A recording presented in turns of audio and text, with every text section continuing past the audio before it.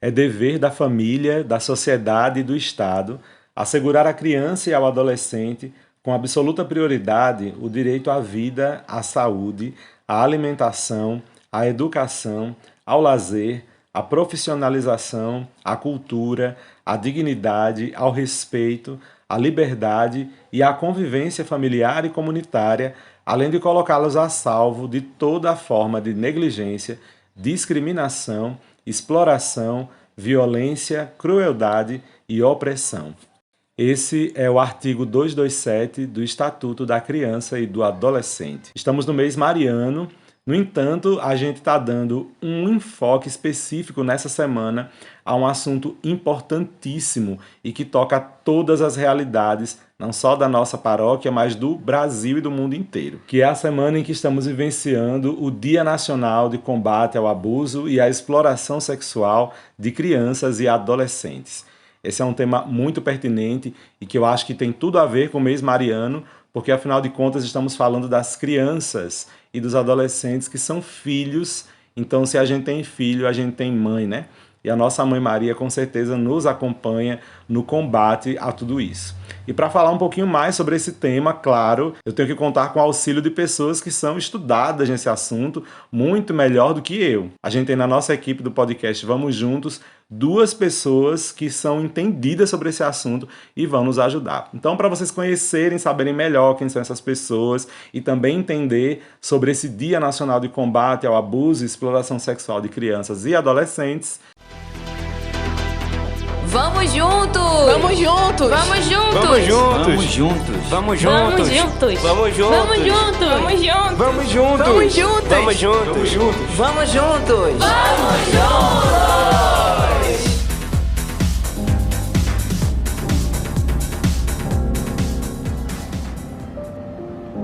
Pois é, essas duas pessoas que eu chamei hoje para o podcast estão na introdução que você ouviu. Antes de tudo, eu quero te acolher com muita alegria nesse nosso podcast dessa semana, que está muito especial. E agora, queridas jovens, podem se apresentar, por favor. Oi, gente, eu sou a Ariane Brito, sou advogada e estou aqui, pra gente conversar um pouquinho, debater um pouco sobre esse assunto que é muito importante. Oi, gente, eu sou a Ariane Oliveira, estou terminando a minha graduação em Serviço Social e estou fazendo meu estágio na área de prevenção de exploração sexual e abuso sexual contra crianças e adolescentes. Pois muito que bem. Todas as duas fazem parte do conselho da JS Caetés e também são da equipe do podcast Vamos Juntos. Então aqui ao meu lado estou com pessoas, como eu falei para vocês, que são entendidas no assunto, né? Então a gente vai falar um pouquinho sobre esse dia muito especial. A gente como igreja não pode deixar de lado o dado da transformação social. Afinal de contas, o próprio Jesus viveu isso na sua vida, né? Quando ele partiu o pão, quando ele trouxe as crianças para o centro da comunidade, quando ele olhou para as pessoas mais pobres, para as pessoas doentes, em todos esses aspectos, Jesus estava transformando a sociedade a partir do amor e do cuidado. E aí, meninas, eu quero saber de vocês qual a importância deste dia em que nós estamos celebrando o combate ao abuso e à exploração sexual de crianças e adolescentes. Então, que dia foi escolhido e conta um pouquinho da história desse dia aí, Ariane Oliveira. Dia 18 de maio foi escolhido como Dia Nacional de Combate ao Abuso e Exploração Sexual de Crianças e Adolescentes, por causa de um caso que aconteceu em 1973, aqui no Brasil, o caso Araceli, de uma criança de 9 anos que foi vítima, foi sequestrada, vítima de estupro e foi morta por 3 homens de classe média alta que até hoje estão impunes. Então, no dia 17 de maio de 2000, através da Lei nº 9.970, foi instituído o dia 18 de maio como Dia Nacional de Combate ao Abuso e Exploração Sexual de Crianças e Adolescentes, porque foi justamente no dia 18 de maio que essa criança foi sequestrada. E é uma situação assim, da década de 70, mas que já certamente acontecia muito e até hoje também, né? Como é que essa lei veio acontecendo, como foi que se deu a execução dessa lei assim no Brasil? Depois de que ela foi promulgada, houve uma diferença muito grande, Ariane, nessa situação toda aí de abuso que a gente vive no país? A gente agora tem campanhas como Faça Bonito, que através dessa campanha a gente trabalha essa conscientização. E ela é muito importante, que várias organizações e o próprio governo, se envolvem E a gente, todo 18 de maio, a gente faz uma grande conscientização, tem passeatas, atos públicos, né, seminários, vários outros debates, né, para levantar esse tema e tratá-lo com a seriedade que ele deve ser tratado. E o site deles é o façabonito.org, para quem quiser dar uma olhadinha, botar na descrição também. Acho que é importante a gente procurar esse tipo de material, tanto para nós como adultos nos conscientizarmos e estarmos mais abertos a observar nossas crianças, como também conversar sobre isso com nossas crianças, né, para alertá-las, trazer conversas sobre autoproteção para elas dentro de casa, que são coisas fundamentais. Bom, como eu tô com duas Arianes, né? Então agora a Ariane Brito fala pra gente, que é da área do direito, que situações assim a gente tem visto que são mais problemáticas, né, e que você acaba se envolvendo enquanto profissional do direito nessas questões de abuso contra criança e adolescente. O tipo penal, né, para crianças vulneráveis, né, tipo, o artigo que fala isso, o artigo que define o que é o crime, foi incluído no Código Penal em 2009. Com a Lei 2015. Na redação, ele vai explicar o que é o crime, que aqui todos nós sabemos, a partir do momento que você está tocando, não precisa ser o ato carnal, mas só o aliciamento, a sedução, tudo isso ele já está englobado nesse artigo. Como o pai perguntou agora, a questão de que o que mais a gente vem acontecendo em casa, o físico, né, o presencial, né, obviamente já existia e continua tendo. Mas uma coisa que vem crescendo muito é o virtual. O virtual vem crescendo muito por as crianças terem acesso à internet com mais facilidade, pelos abusadores estar na internet e eles conseguirem alcançar essas crianças facilmente. Por mais que o Código Penal ele tenha lá explicando, né, o que é o crime de divulgação da mídia, de arquivar, vender, usar, enfim, tudo isso, na prática ele acaba não alcançando esse delito, porque a criança normalmente não vai chegar para contar que aconteceu aquilo, que viu aquilo, que enviou aquilo. E o abusador, pior ainda, né? Vai continuar armazenando. Daqui que haja uma denúncia para chegar naquela pessoa e começar uma investigação, quantas crianças ele tem alcançado, né? E depois, assim, até o fato da criança não identificar isso enquanto um abuso, é porque talvez também ela nem saiba que isso seja um abuso, né? A gente tem idades diferenciadas de crianças e adolescentes. Em boa parte desses casos, a gente encontra crianças realmente nas primeiras e segunda infância. Assim. Então, crianças bem novinhas que não sabem que o toque em determinadas partes do corpo são características de abuso, né? Então, para elas chegarem a entender que isso é um abuso, é algo mais difícil até de identificar. Depois que o abuso acontece, para que os pais ou os responsáveis possam tomar alguma atitude também, às vezes para eles é muito difícil de acontecer, porque vai lidar com uma situação complicada. Inclusive eles podem verdadeiramente se implicar judicialmente, acredito eu, pela falta pela negligência mesmo, né? No cuidado com a criança, de não observar o que ela está fazendo na internet e tudo mais. E às vezes por tudo isso e o próprio machismo que a gente enfrenta, estrutural, institucional, a gente, que eu acredito eu que seja o pior mal da humanidade, isso também influencia como um fator de não denúncia para proteger essas crianças, na verdade. Né? Você acredita, Ariane, que existe um caminho para que essas leis consigam atingir seu objetivo maior, o que seria interessante a nível de sociedade, para a gente poder produzir um efeito maior de proteção às crianças? O que eu acredito, né, que normalmente isso eu falo em vários sentidos, não só nesse caso de abuso contra a criança, exploração, mas em outras situações é a questão da campanha. As campanhas, muitas vezes, elas se voltam mais àquela semana, àquele dia, e a gente às vezes não vê isso na televisão, a gente não vê isso na escola, ensinando, não tem, até os pais não querem que ensine isso na escola. Educação sexual, né? Eu já tive casos, que eu tava até contando pra vocês antes, de pessoas que estavam cometendo delitos e não sabiam que era um delito, não sabiam que era um crime.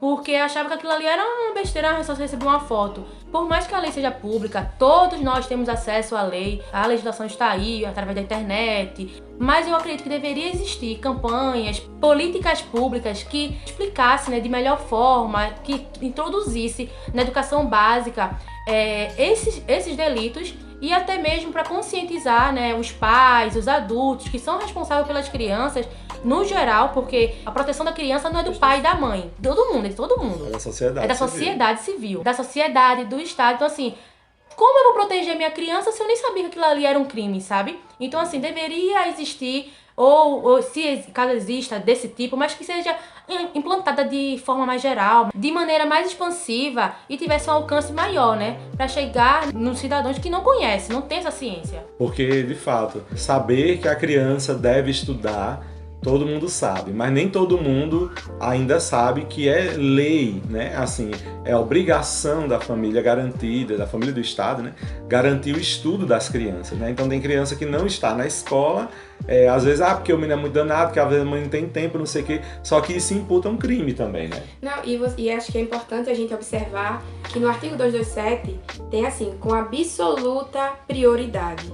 Ou seja, então esse direito para essas crianças não é direito, é absoluta prioridade, é acima de qualquer coisa, porque são sujeitos de direito e eles estão em desenvolvimento. Então, uma coisa para um adulto, para eles é ainda, então assim, o acesso à saúde, se eles estão doentes, eles têm prioridades. Na educação, eles têm prioridade básica, enfim, da alimentação, eles têm sempre a primazia do atendimento. A gente vive numa sociedade que constantemente tenta se organizar, né? Pelo menos deveria, constantemente tenta crescer e se desenvolver enquanto humana, enquanto comunidade humana. A gente vai ter os direitos, né? E os deveres, é claro, de todos os cidadãos. E aí a gente vai entendendo a partir daí a Constituição dos Direitos Humanos, que todo mundo está contemplado, né? Quem é humano está contemplado nos direitos humanos. E inclusive as crianças. Para protegê-las, os estudiosos, né, vão percebendo as diversas formas de exploração que as crianças vão sofrendo. Então, Ariane Oliveira, você que já está mais dentro desse campo da assistência social, quais tipos de exploração, infelizmente, acontecem e que já são identificadas como um problema a ser resolvido? Acho que, antes de tudo, é muito importante a gente fazer, primeiro, as definições do que é o abuso sexual e do que é a exploração sexual. Quando a gente trata do abuso sexual, é toda e qualquer tipo de relação assimétrica de poder, ou seja, uma criança e um adulto que não tem como, né? Uhum. E ele alicia ela de alguma forma, a expõe à pornografia, faz toques indevidos, sem fins naturais, como, por exemplo, um adulto que pega uma criança para dar um banho. Isso é uma coisa natural para a higiene da criança. Mas um adulto que faz isso com fins sexuais, a fim de seduzir aquela criança, ele está cometendo um crime de abuso sexual. Então, esse abuso sexual pode chegar desde a exposição à pornografia, inclusive pais e mães. Fazer sexo no ambiente onde a criança está também é crime de abuso sexual. Isso é uma violência muito grande que não é falada. E o abuso também pode chegar desde do toque ou do aliciamento até, de fato, um estupro, e sendo ele seguido de morte ou não, que infelizmente também é algo muito recorrente. A definição da exploração sexual, que vai ser toda e qualquer relação sexual entre a criança ou adolescente e um adulto, que seja para fins lucrativos ou troca de favores, de benefícios desse adulto. Deixar sempre também muito explícito que a criança, ela não, a culpa é sempre do adulto. A culpa é do adulto, do abusador. A criança, ela é uma vítima. Por mais que ela receba dinheiro, talvez, mas ainda assim não é considerado isso um lucro para ela, né? Mesmo que a criança ela esteja nessa situação, né, de precisar, ou melhor, ser exposta a um adulto, tipo, por exemplo, eu te dou um prato de comida se você me deixar tocar em tal parte do seu corpo. O adulto está cometendo crime. A criança está sendo aliciada, ela está sendo coagida, né? Se ela está com fome, ela não vê maldade naquilo, a maldade, o crime está no adulto. A criança está sendo explorada, né? Então a culpa é do adulto, que é explorador, que é abusador. A criança não tem nada a ver com isso. Ela deve ser protegida, e é nosso dever enquanto comunidade, sociedade, Estado, proteger. Pais também, né? É que, às vezes, o que é que eu vejo, assim, né? Já de algumas experiências que já vivi próximo, até em casas-abrigo de crianças e tudo mais, a gente já ouviu relatos, né, de alguns pais e alguns outros abusadores que dizem assim, mas ela é safada mesmo, mas a menina é danada mesmo. Mas, às vezes, isso vem de outro ponto que eu quero chegar depois, acho que mais pra frente nessa nossa conversa, que é justamente o não entendimento a respeito da sexualidade como um todo, né? E principalmente a partir da criança, porque o que a criança é exposta, ao que ela é exposta, ela vai absorver. Bem assim é com a gente também, né? Se a gente vê algo que nos pareça muito nojento, a gente vai ficar tocado por isso o resto do dia, né? Lembrando disso, algumas coisas. Então a criança vai vivendo a mesma coisa, só que ela não tem noção de mundo, ainda para entender o que de fato é importante, o que de fato é proveitoso para ela ou não. Então, se ela está exposta sempre a um tipo de conversa, a um tipo de tratamento, vai ser assim que ela vai saber se comunicar. Então, se sempre foi a linguagem sexual, hipersexualizada da criança, é assim que ela vai responder. Então, os estímulos, talvez, que nós adultos entenderíamos como sedução, ou algo que seja muito sexualizado partindo de um adolescente, não é autônomo, entende? Geralmente é influenciado. É sinal de abuso. É sinal de abuso e exploração. As crianças tendem a ter uma postura mais sexualizada justamente quando já foram vítimas.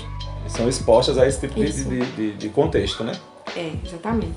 Mas existem outros fatores que possam dizer pra gente e que a criança possa mostrar pra nós, a partir do seu comportamento, que ela está sofrendo abuso, Ariane? Então, como a gente falou anteriormente, a questão da própria postura, que ela é hipersexualizada, né? Uma postura mais sedutora, que não é proveniente do desenvolvimento de uma criança. Também a criança se isolar, ficar mais calada, apresentar um quadro de depressão, tentativa de suicídio, de ficar também muito agressiva. São sinais de que essa criança pode estar sofrendo uma violência sexual. Mas também, por exemplo, a dificuldade de aprendizagem. Uma criança que está tendo dificuldade na escola é também pode ser um fator, né? Na verdade, não tem nenhum sinal assim, isso aqui, sabe? Que bata o martelo, exato, isso aqui. Não.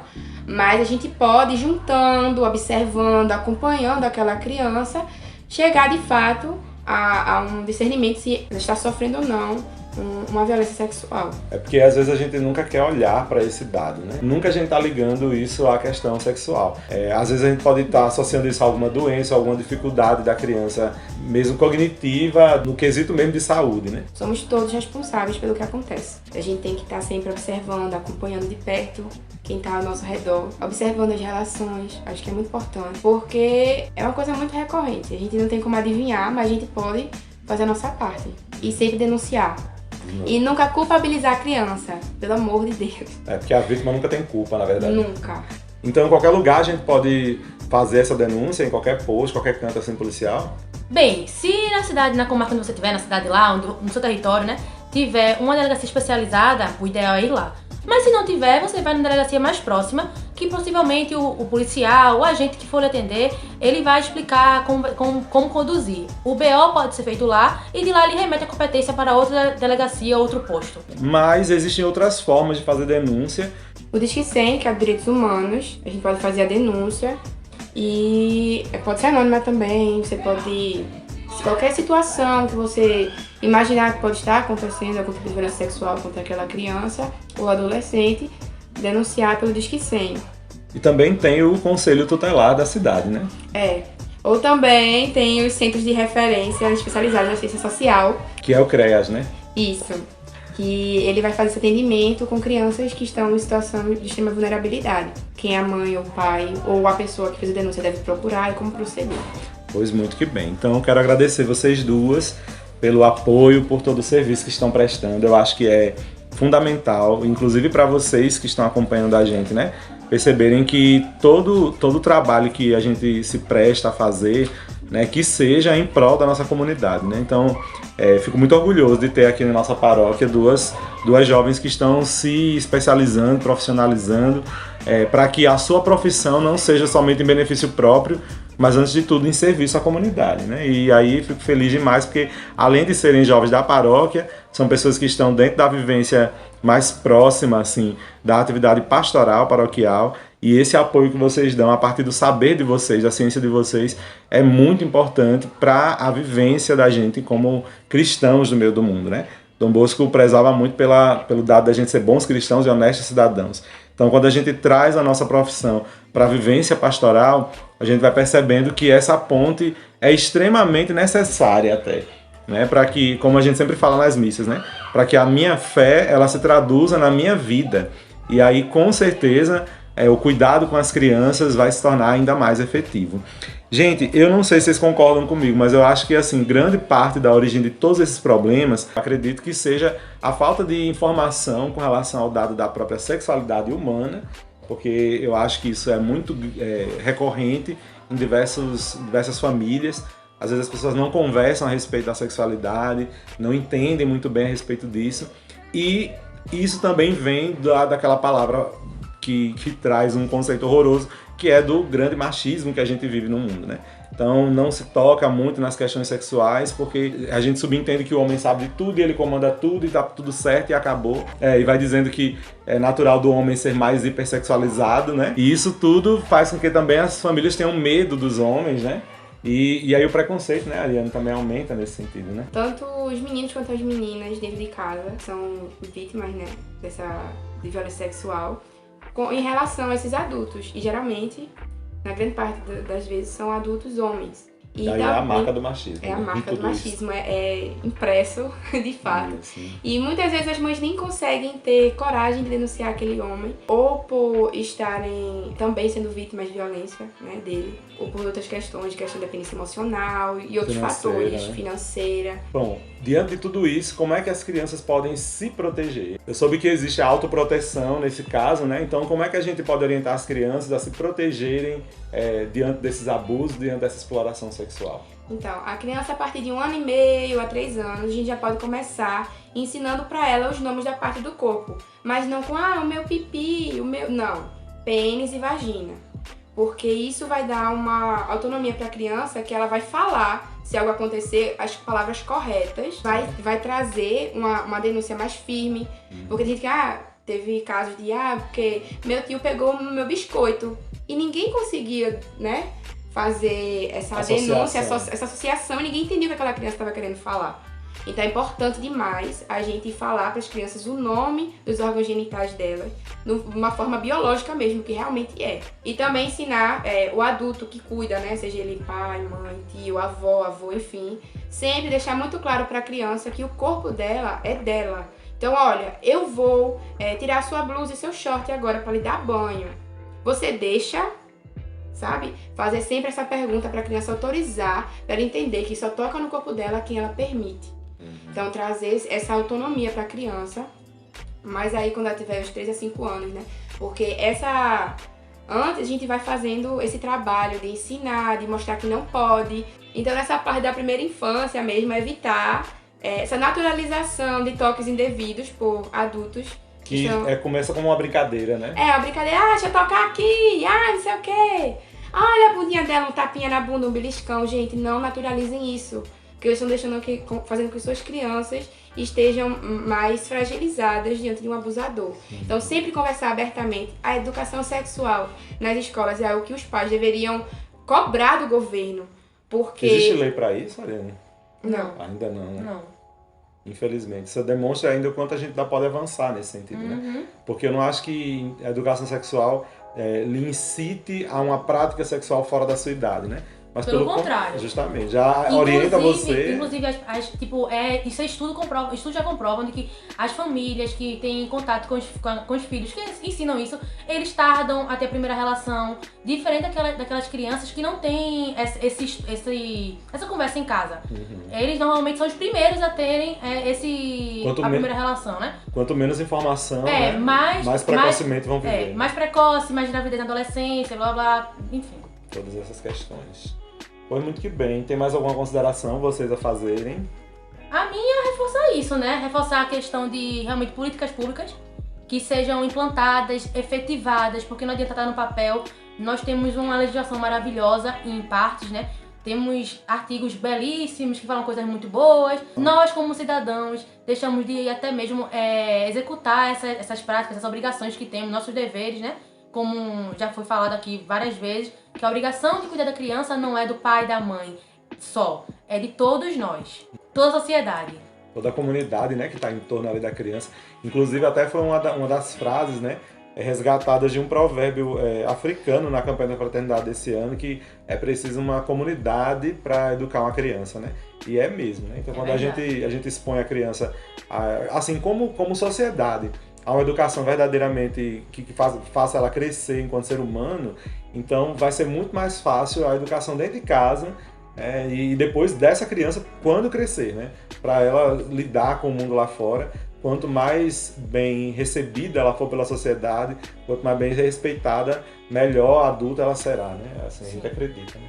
E é muito importante, gente, a gente acolher o relato dessas crianças. Muito importante, porque as pessoas falam, porque criança mente. Criança não vai inventar uma situação que ela desconhece. Uma criança de 3 a 4 anos descrever um abuso, ela não vai ter... Isso não é imaginação. Então acolham essas crianças, vão aos órgãos competentes para fazer essa denúncia. Jamais façam juízo do relato dela. Porque você estava assim, porque você estava assado. Não. Acolham as crianças e adolescentes também, né, que sofrem, são vítimas de violência. Porque é uma situação tão difícil, tão chocante, que você jamais imagina que alguém da sua família poderia abusar de uma criança da sua família, né?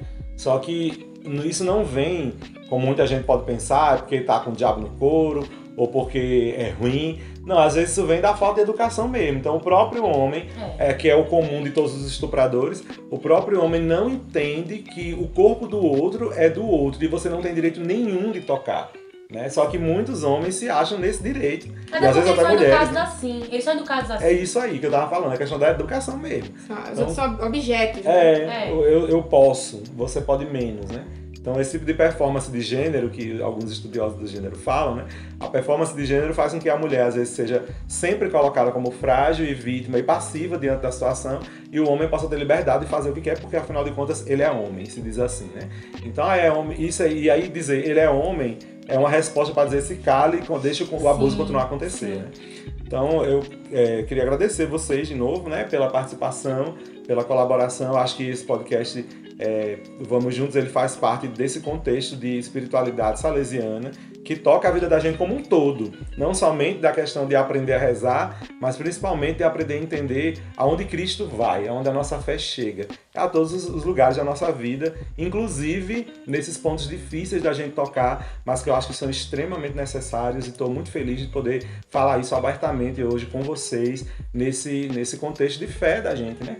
A gente tocar a nossa vida a partir de todos esses aspectos. Então, muito obrigado mesmo. E faço convite a você que está escutando esse podcast, que está vendo pelo YouTube e outras plataformas, a compartilhar esse assunto, que ele toca, independente da religião, ele toca a todas as pessoas, todos os seres humanos. E o nosso Deus, ele está para salvar a todos. Então, quanto mais você compartilha assuntos como esse, mais você está salvando vidas de pessoas que às vezes você nem conhece, mas que são suas irmãs, são seus irmãos, segundo a nossa fé. Tá bem? Então, meninas, obrigado, de verdade. E Deus te abençoe, você que está escutando esse podcast. Nos encontramos semana que vem, em nome do Pai, do Filho e do Espírito Santo. Amém. Vamos dizer juntos, então, para a gente poder continuar caminhando e crescendo na fé como um todo. Vamos juntos! E você, adulto que está nos ouvindo, faça bonito. Denuncie, diz que sim. Esse podcast é uma iniciativa da AJS Caetés e Inspetoria Salesiana São Luís Gonzaga.